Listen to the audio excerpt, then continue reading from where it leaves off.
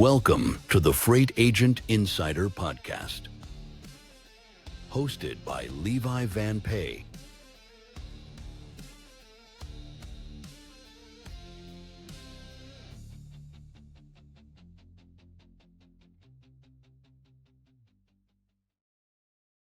Welcome in, everybody.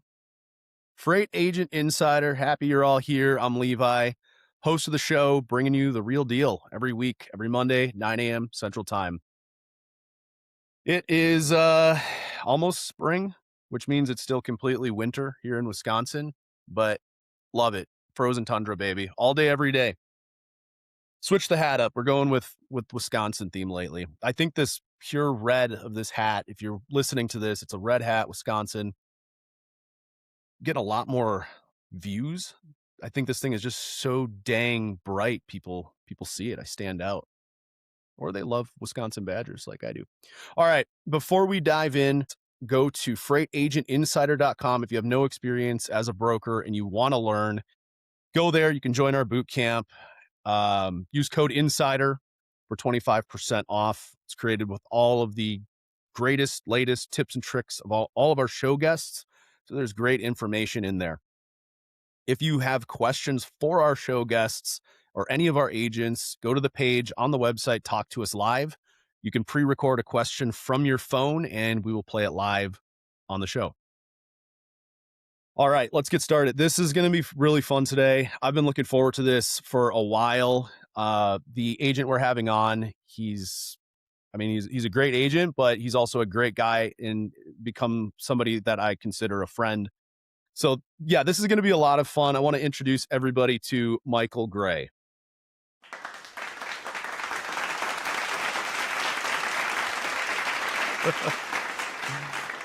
Mike, great to have you, man. Thank you for joining. Yeah, thanks, man. Glad to be here. Appreciate it. Yeah, we were talking a little bit before we kicked this thing off, just about what direction we wanted to go with the show today. And to be honest, we can take this thing in so many different directions because you are so multifaceted in what you do. I guess before we even get there, tell us how you got your start in freight and I guess what you're doing now. Yeah, absolutely. So I started when I was 19 years old, got a CDL, drove truck for my dad, really learned the business. Started running his company, ran it for about 15 years or so. That was up in the Northwest. I ran into Dan Lewis through a friend of a friend Dan Lewis is the founder of Convoy. I ended up talking to him. He brought me on really early in Convoy. I was the 12th employee there. And I was like the freight guy, the guy who knew trucking, right? And kind of bridging that gap between tech and trucking. Was with Convoy till 2019.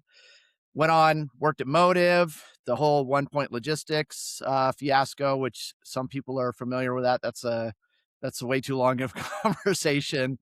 There was part of that as it went really sky high, then crashed and burned very quickly. And worked also at LoadSmart for a little while. But, during that time, I kind of with these big companies and big corporations, and I had a really good customer base that I've developed over the years. I still have customers, all the way back from when I was doing stuff with my dad. And, 20 years ago, I just decided I'm kind of tired of bringing my book of business somewhere, to a brokerage. And I've always been like a tech facing brokerage. And, just all the pivots that come along with, especially in a startup type environment, you just you check, see which way the wind's blowing today. Is the new logo acquisition today, or are we doing loads going through the pipeline? I mean, anybody who's been there, done that, they're probably cracking up because it's how about we just service our customers and do a really good job and make some money, right? And that doesn't really occur to a lot of the freight startup world. But so I've been an agent for a while. I've done some other things and kind of had my agency running in the background. But yeah, that's me in a nutshell there. Yeah. And you're a big time entrepreneur. You're definitely not just doing freight. You're a big agent, but you've got a lot of things going on. In fact, you were probably the first person that, oh, you certainly were the first person that turned me on to vibe coding. Mm, mhm. And this is definitely getting into the AI vein. First of all, Mike, what is vibe coding and how have you utilized that as an agent? So vibe coding, the easy way to explain it is like, there you can have a human that writes code, right? This is the way it's always happened. Engineers, right? So now AI can write code, and you can talk to AI and tell it what you want to write.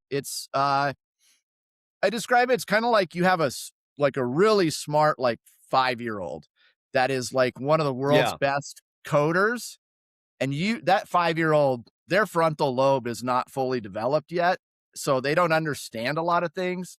So the way that you tell it what you want to be built is super important. But essentially, you can even just talk to the AI and it'll develop software for you.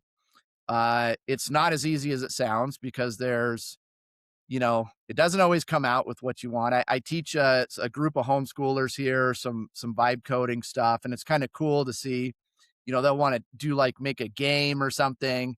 And I always say, okay, picture in your mind what you expect, and then what's the reality, right? And what's the difference? How would you explain to the AI what you expected versus what it delivered, and to get it to do the right thing? And that's vibe coding. It's prompting, right? There's a way to talk to AI. And you can kind of get a sense for it's kind of funny because it's like a way to talk, it's not Yeah. another language, but it's definitely there's a way to do it. And it just comes with experience. So A 5-year-old, the world's smartest 5-year-old is a good way to put it. Um, when you turned me on to it, I believe it was lovable.dev or lovable.ai, mhm, whatever it was. mhm. Yeah, so I just kind of hopped into it and started learning after you told me about it, and I kinda ran into some hiccups right away because you're exactly right, like, as smart as it is and as cool as it is, I mean, it spits out a software program for you within a couple of minutes. Um, ran into some headaches with it, but it's very cool, and this thing could be a absolute game changer for brokers, for agents. Can you Yeah. point to anything that you've created, Mike, that has helped you as an agent? hmm Yeah, absolutely 100%. So I'll give you some context in the way that I think about my book of business and my customers is I don't really look at an account being closed won until I'm the only broker. And I really focus on that. So that means I don't focus on like necessarily the big guys. I like small to medium businesses, somebody who's shipping 20, 30 loads a week or something, and maybe they don't quite have all their processes figured out. Or they've just kind of had a little bit of a chaotic implementation of their freight strategy, which may be a non-existent strategy. And then I come in, and over the course of months or years, I develop that relationship where I end up being their only broker. And being more like a consultant and a trusted partner as well. Just definitely more than the guy who covers the loads. So with that being said, you know, the, developing software for those shippers, a TMS, like TMSs are super expensive, and like software development is accessible to everyone. This is what's um, changing the world right now.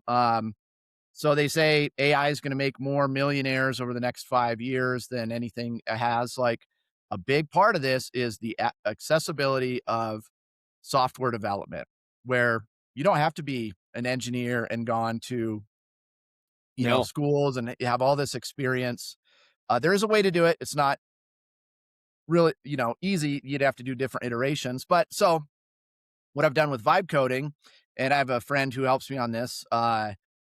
So I didn't do all of this myself, but essentially, made a portal where there's a shipper facing portal and the broker side facing portal. The shipper logs in, they input what they want shipped, if it's being prepared, if it's ready to ship, and they can, that kind of gives us visibility into what's coming down the pipeline because they're very much like they know something's going to ship like an hour before it's going to ship, just the nature of their inspection process and stuff. And they want to get it out pretty quickly. So that really helps us. And then, bill of bill of lading and ETAs, like they can just look in this thing, have a whole view on what their day's going on. Multiple people can look at it and get an idea. And then we have our side. And it's we just implemented this at the first of this month. So we're like 10 days into it. And before it was very much texting me like, hey Mike, I got these 3 loads, right? And then I'm sending them to someone on my team who books the trucks. And now essentially when they put in a load, it pings a Slack notification, if you guys know what Slack is, that tells Yep. us, hey, this load is being prepared. Okay, this load is now changed its status to ready to ship. And it's really taken me out of the loop a lot and really scaled the business. And I was kind of joking with my customer. I was like, dude, I used to talk to you like all the time. I didn't talk to you at all today, And he's like, yeah, I noticed that too. It's kind of nice, but what, so it takes the chaos out of it. And then it How also does makes it like really sticky. Yes, that's what I was gonna Is ask, another is how thing. how does that affect the customer? Sticky sounds like exactly what I would expect, and I'm sure they think you're a genius that you were able to put something like this together. Yeah, it's I mean it's really helped. And I went, and launched it at their facility. We had a meeting with their teams and they have a bunch of other stuff I'm building for them too. Um, so yeah, it's definitely super sticky. There with anyone with an agency, or anywhere, you're always worried about, oh man, like CH Robinson's going to come in or TQL is going to come in and, you know, but I can offer one of the big reasons why people use CH Robinson so much is because their Navisphere software that they give. I think their shipper facing TMS is called Navisphere as well. I think they have a trucker facing one. I'm not totally sure, but they essentially have always offered a free TMS. Like, and that's a big reason why TQL is huge. And also at my time at Convoy, this was like a really big thing. Was the shipper portal. And a lot of people were like, holy crap, nothing like this has ever existed, right? Um, and it would price it automatically. Mine doesn't do that quite yet. Uh, Pricing's a whole, that's a problem. It takes teams of data scientists and a lot of data to do that. Um, yeah, it's really sticky. And that's why like CH Robinson and some of those bigger guys are really sticky because it becomes, you're more than just the guy that covers the freight. That's right. You're a part of their ecosystem, a part of their business, right? And your software is as well. Do you plan to like, for example, this portal that you've created, a little bit of vibe coding was involved, which is what's cool about this is anybody listening to this can do it. It's that easy. Do you plan to roll this same thing out for other customers? Like you said, it helps create stickiness, making sure the customers stay with you. I think it depends on the shipper. So this shipper is like a pretty good sized manufacturer. I have a lot of shippers that are like construction companies, and it's people that are out in the field that just texting me or want to, somebody that works for me. I don't foresee them using it because they're just like, it's Saturday at 6 p.m. They're like, I need a truck to pick this up, and we know what it is. So kind of depends on the shipper, but I think so. Yeah, I think and it's not something. It's hard to like when you're getting to know a customer, right? You got to prove yourself first, and then I'm a big believer in some helping direct people towards a solution that's going to work for them, right? That's right. And sometimes they don't know that they have a problem that needs a solution, you know? And so like, hey, they're, kind of guiding it, like there is a better way. and let's work through this. And you just can't like go from like, hey, it's like dating to being married, right? You can't just first date to like, hey, we're married for 10 years, right? You gotta like work that and build the trust. And they have to understand that you can service it and you're reliable. And one of the greatest things about the software is that like it's completely customizable. Like Right. they ask for something to be changed, just maybe in the view or something like that, and it's it's uh it's implemented the next day. It's not like if they were to go buy something like this from a traditional software company, I would imagine it would be tens of thousands of dollars. In fact, they were using something Right. that was kind of similar to it. Um, it it's like a shipper TMS type of thing, and I think they paid $20,000 a year, and then there was like a dollar or two per shipment, or there was something like that that they had to pay, and I just gave it to them for free. You know, happy to do that, and it's completely customizable. Incredible. Oh, yeah, I think what's so unique about you, man, and one thing I love about you, Mike, is when I think of like a very tech forward individual, it's usually like somebody that's out living in California or maybe New York City, something like that. And you are the complete opposite of that. Can you tell us a little bit about, your home life? Because sure, it's probably the most unique thing about you. yeah. Yeah, lay We're it on us. we're a little crazy out here. So my wife and I, we've been married for 28 years. We have 11 kids. Uh, 8 of them are still at home. The other 3 are all grown up and married. And yeah, we live like middle of nowhere. Like my closest neighbor is he's 2 miles away. It's a 8-mile dirt road to get out to the pavement. And there isn't a stoplight within 100 miles of my house, and there's one grocery store. So I tell people this, like the county is almost the size of Connecticut that I live in. There's no stoplights, and there's In one Wyoming, by the way. in Wyoming. Yes, Yep. very big county. Wyoming's pretty big. So I'm at Western Wyoming, kind of just south of Jackson. Uh, People that are familiar with Jackson Hole, I don't have Jackson Hole kind of money. Okay, I'm not that rich. Maybe someday I'll make that kind of money. Yeah, Jackson is the wealthiest place in the entire country, and so we're just a little south of there, and you know we absolutely love it. I'm a big believer in like I'm gonna get a little hippie on you here, but like I'm a big believer in like just being in touch with the earth and your environment, and you know Yeah. like the food that we eat. We produce a lot of the food. We raise our own beef, pigs. We do a couple pigs a year. We eat a cow a year and 2 pigs. That's kind of we have 40-ish chickens or something like that. So all the eggs. We have 4 dairy cows. So raw milk, we drink a ton of raw milk and we sell raw milk. And my boys, they do most of that. They do the milking and all that stuff. And they make some money. So kind of like a little business for them. But yeah, we're a little off the beaten path, I guess. Yeah, I didn't live in downtown Seattle, but I worked in downtown Seattle Yeah. when I was at Convoy. Yep. Man, you can keep Is that. that is that what kind of pushed you out to where you are now, just tired of the city life? I think I texted you one time a photo of, my dad and I were at a basketball game in Mhm. Milwaukee, and you were like your response was just like, "That's too many people for me."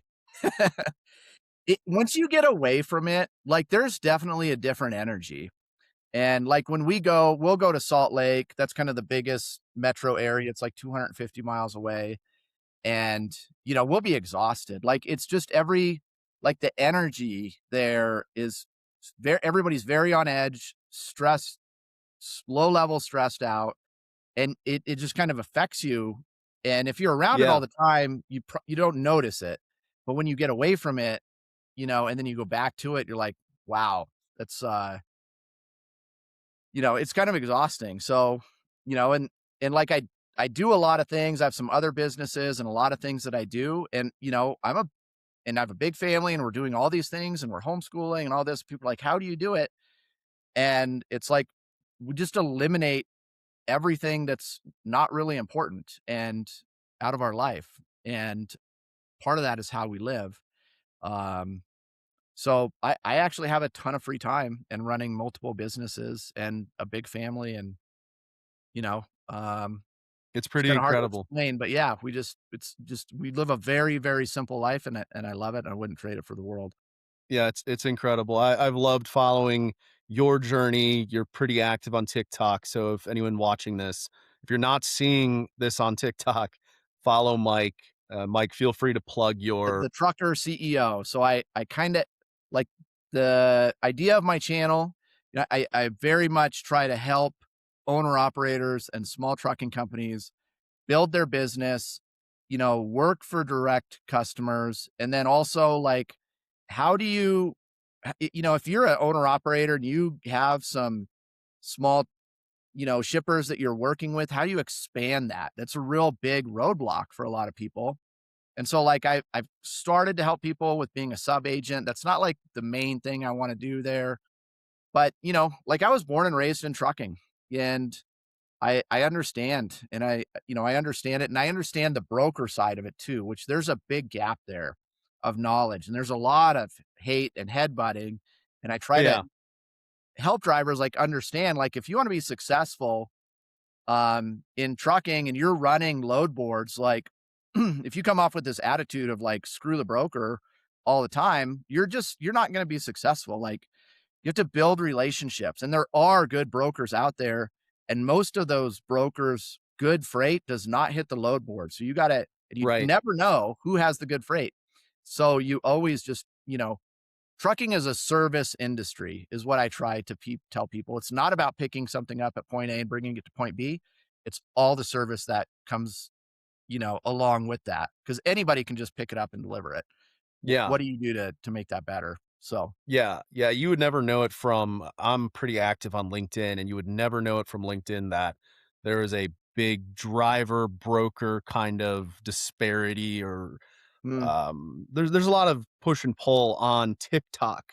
So it's always interesting going on there and reading the comments on your page or Anik's page or James or mhm, a mhm. lot of back and forth, and we could talk about that for a long time. But I did want to ask you about your book, particularly, Mike.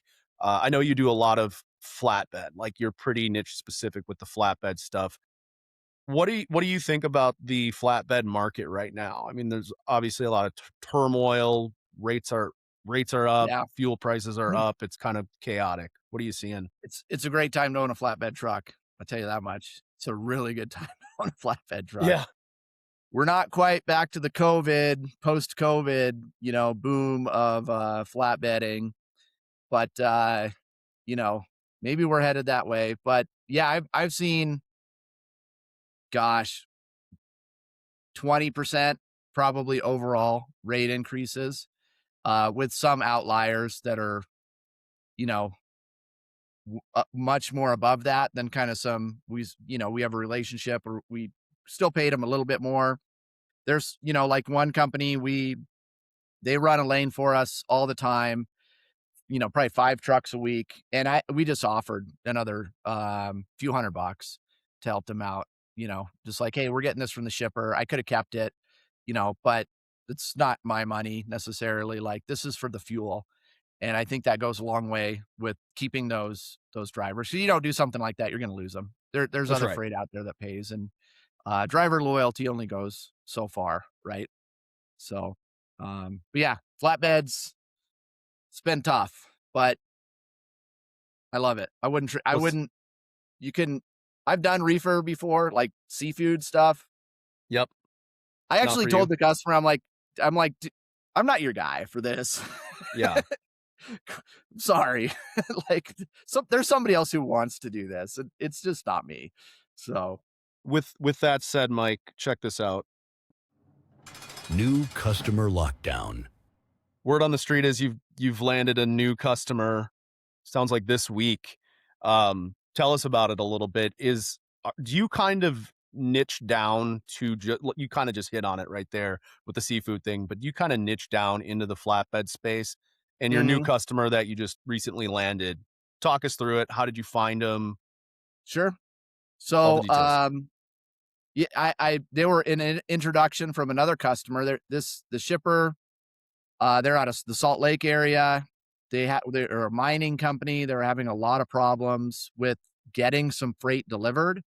And I actually still have a hot shot truck, and I haven't touched it in probably 2 years. But they had like an emergency on a Sunday. I could have brokered this load and done really well. The dude texts so the guy at the mining company who's the new customer texted me Saturday at like 4 p.m. It's like, yo, can you have a truck here tomorrow morning and have this deliver up to where we need it first thing Monday? And I'm like, yeah. And so I jumped in the truck and I went and did it myself. Wow. And I'm a huge believer that the it you can cold call until your freaking ear falls off and your tongue falls out of your face, like, and not get nearly as good of customers as just doing something like this will, but not everybody can do stuff like this. That's why I keep the truck. And I went and did it. I went down there, the guy that loaded me was like the manager of the place. They have facilities all over the country, and they're like, we have a ton of problems with our trucking. And I'm like, hey, like, this is what I do. Awesome to meet you. I came down here like because I wanted to make sure this was taken care of, so I'm going to go do it myself. Love it. And yeah, so then I've done 2 loads for them since then. And yeah, like 25% margins. Like, customers like that, I jokingly say I like to work with people who need their freight moved more than they need their money. So like I'm not really super interested in going in a big RFP with like Procter and Right. Gamble. Y'all can have that. You know what I mean? Like The I am not 6% interested. margin. Yeah. You're just fighting over everything, and there is zero chance that you could win all that freight. CH Robinson maybe could handle it. TQL maybe could handle it, but just the volume of something like that, like I remember at Convoy, InBev was one of the big customers there. And like we were like 2 or 3% of their freight spend, and they were like a huge part of Convoy. And, like you can't make a measurable difference in a customer like that. So that's why I like the little guys, and when I say little, I'm talking anywhere from 50 to like $200 million a year gross revenue is kind of like, I feel like a sweet spot for something like that. Yeah. Well, and And I actually really, I've I landed really, another customer this week as well. So that was kind of through referral. And the dude told me that, so this is a crazy story. So he was using, can I say the name of the broker and throw him under the yeah, bus? yeah, of Okay. course, of course. Okay. He was using Fifth Wheel Freight, and it was a partial, and it was out of North Dakota. Like getting loads out of North Dakota is kind of like a gold mine because there's a ton of freight that goes in there and nothing that comes out. Right. I was going over to the East Coast, and the guy put it on, it was like 22 foot, whatever. Dude put it on a hot shot and paid the hot shot driver $800. Small guy, he's kind of chatting it up with the driver. They ended up finding out what the rate was. He asked the driver what the rate was. Driver says $800. He's no kidding. I paid fifth wheel freight $2,800 for this. So it's like the story, the goose that kill the goose to get the golden egg kind of thing. Like we should have learned this in kindergarten. Don't get Yeah. greedy. But yeah, and so he's shipping a load with him tomorrow, Saturday, picking up. So And I love your philosophy about not competing for the freight of a customer. I think you've told me in the past, if there's more than one, if you're not the only broker that's running the freight of a customer, you don't want a part of it. I really like that. I also really like your philosophy on customer acquisition. And this was a whole thing with Steve Vest. Shout out Steve Vest, a great guy. Love Steve's channel as well on TikTok. But there's a very different philosophy you both have about cold calling. yeah, Um, to be completely frank, I am with you on it. I'm not, I don't believe in cold calling anymore. Early on when I started doing what I do, I definitely did it. Had some success with it, but I've found that there's just much better avenues. Yeah. So talk to me about that a little bit. And in fact, last week when we had Garrett Lamb on, Garrett, I brought it up and we talked about you a little bit, Mike, and the differences there. So what's He's that? got, it was a good one. I mean, just a great guy, great agent, but he's on the other side of the fence as well as far as more dials, more business. But talk to me about your philosophy on this a little bit. Yeah, and I'll start with the caveat, like, there's no perfect answer of what's the way to Right. go get a good customer. That's right. I think with cold calling, it's like if you throw enough crap against the wall, something's gonna stick eventually, you know what I mean? Like, um, and you're just wasting your time, you know what I mean? Like, sure, you might get some customers, but you know what? You and 10,000 of your closest broker friends are calling the same freaking people every single day. All you're doing is pissing them off. So, like, maybe this would be what I would challenge someone is like, maybe take that 4 hours a day that you're grinding out these calls and like actually figure out how can I actually add value to like three people today, you know, and think about it. I'm a big believer in thinking about things and coming up with things. And, you know, one of the proudest moments of my career, one of the best compliments I've ever received from a customer, and this was a big shipper. This was when I was doing the 1 Point logistics things. I was getting into companies like Boston Beer and Niagara Waters with one email there. And so Paul Estrada, he does a podcast too. He was the Niagara shipping manager, and he gave me a shout out on my LinkedIn recommendation. And basically what he said, he says, as a shipping manager he was the guy, the lead at Niagara. He received 10 to 20 emails a day. And he said, I'd read every single one of them. And he said, this was the best one I've ever received in my entire career. And I got in the door with Niagara Waters in one email. And guess how long it took me to write that email? How long? 2 weeks. I Can I thought ask about what it. it said? Yep. 2 weeks. I worked on it a little bit every single day. And I'm a big believer that, especially with new customers, if you're not adding value on that phone call or on that email, don't send it. And if you can't think of anything that's going to add value, then you need to like figure something out. You need to think about it. Um, because, like, hey, following up on this, we all get these LinkedIn messages, bubbling this to the top, like, Yes. freaking A, man, I'm going to go jump off a bridge if somebody's bumping this to the top on me again, on LinkedIn. Yep. Like, Yep. we got to stop it. Like, seriously, the people who are doing this, all you're doing is pissing off everyone, Mm-hmm. like, you might as well call people about their car warranty. You know what I mean? Like, if that's what we're doing here, but we're not, we're professionals and we need to like add value, have things buttoned up, come off as pro. And, I haven't done a cold call in like years. And I get new customers all the time and Via referrals, that's your biggest referrals avenue. or just like, you just come across people, you know what I mean? Like there's a ton of different things you can do.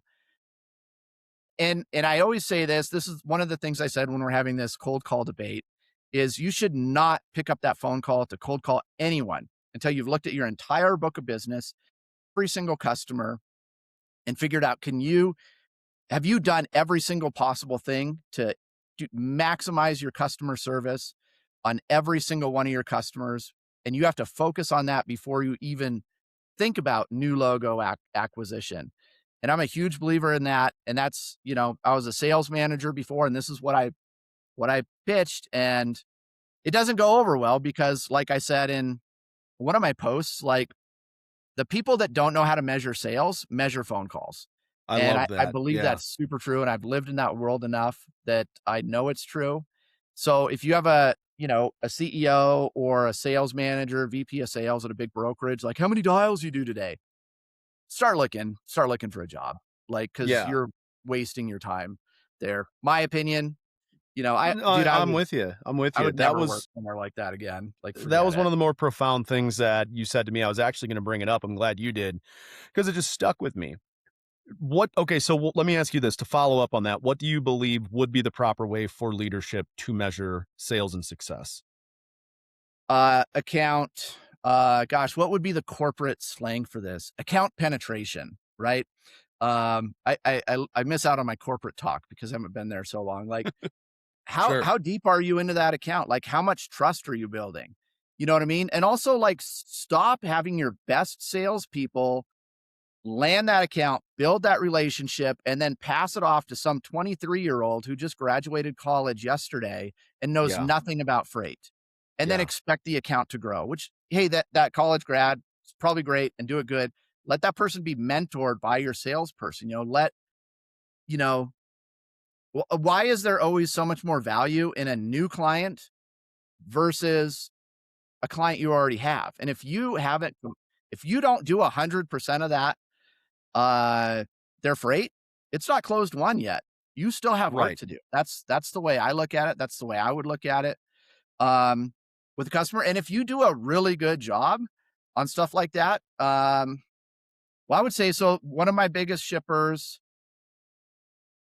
just off the top of my head, there's like 3 or 4 other shippers that I have exactly because of them. They just they know people and they're just like, "Hey, Mike knows what he's doing. He'll help you out," you know, and, and I'll also add that, like, not every customer is a good customer either. Like, Right. uh, I've I let go of a lot of customers, well over half, probably 3/4 of them. I'm just not gonna play that game of, this is another hot topics, but, like, if it's like an email list with, like, 10 other brokers and 20 trucking companies on it, I'm not interested, you Yeah, I know? think there Not gonna was waste my time. there was another agent on TikTok, I believe, who kind of challenged you on that and said she made a lot of money off of those lists. Good. To each their own, to each their To own. each But their own, right? I think the lesson to take away from all of that is you said this earlier, Mike. There isn't 100% a right or wrong way to do this. There's a lot of different ways to be successful and make a lot of money in this industry. Yeah. As we come up to, we're a little bit past the time, Mike. I want to end it with this right here. Take a listen. Freight Agent Insider Tips for Success. There's a lot of younger listeners, and actually, there's a lot of even industry veterans that are hopping on here to listen in now. So this could be a tip or advice for any of them. What do you want to leave us with? For agent, Agents, brokers, heck, truckers. Everybody's hopping on here to listen lately. Whatever you got, it could be general life advice. Whatever you think would be boy, beneficial don't to get me us. started. No, I would say, I think the way to look at freight and trucking, and this applies to everybody, and, we're all essentially, we make our living moving freight however we're involved in that. It could be an asset owner, brokerage, agent. Um, the type of customer you have is important, and the type of service you provide is important. And this is something I preach on my channel all the time, that there are 2 types of trucking. There's one that's a commodity, right? And this is where you're bidding, you're competing on price, right? The shipper is basically looking to get something moved from point A to point B with a minimum SLA, minimum service level agreement, right? 90 whatever percent on OTP, blah blah blah, whatever. Put in those metrics, right? That's a commodity. And you're selling yourself as a commodity, and you're competing against other people who are essentially selling a commodity. And this could be in the truck or brokerage, agent, whatever. And then there's the shippers and customers that value service. And let me tell you, it is so easy. Once you understand how to give good service, it's the bar of service in this industry is super low. Like, if all you're doing is covering loads, like, that should be 10% of what you do for your shipper is cover their loads. Like, it should be really it's important and it absolutely should happen and it should happen well and it should be 100% spot on. But that's 10% of your job. And if right now it's 90% of what you do, I would challenge you to think differently about how you're interacting with your shippers and think about how you can increase service and how you can do something for your shippers that no one else is going to do, even if it doesn't make you any money. You know, do the free things like me developing software. Cost me money, cost me time. It wasn't easy, something we just spun up, but you know, that's something that I can do. And that's something, if someone were to ask one of my customers, hey, what does Mike do for you? I would probably like maybe the third thing would be find trucks for us. And I think that's a really good place to be. You want to be a consultant and have a true partnership. So anyways, that's my 2 cents. So Yeah, I have strong opinions and I'm not opposed to being wrong. I'll add that. that's why. Listen, that's why I love you. I love listening to everything you have to say for that exact reason. If you're agreeable to everything, what's that saying? If you stand for nothing, you fall for Basically, anything. I've learned You enough. should. I mean, it's freight. Like I've been in this for a long time and I know like 10% of this industry. There's so many different things. So, Yeah, and this is yeah. the way that I think about it. It's not for everybody. I think it's a really good for a small agent and somebody who doesn't like, I don't necessarily want to have 20 sub agents. Doesn't sound super fun to me. So Yeah, I'd rather yeah. keep it small, make a good living and be happy. So Yeah, I like that. Well, Mike, thank you so much for coming on and joining us. I think this was extremely absolutely. beneficial. You rock solid, a lot of really good tips in here. I think everybody's gonna love this, or they did love it now that they've listened to it. Yeah, we'll have to circle back in 6 months or so and just have you back Okay. on because we're at 40 minutes. I like to keep this at 30. And listen, I could talk to Sorry. you about this stuff all day, man. So no, it's awesome.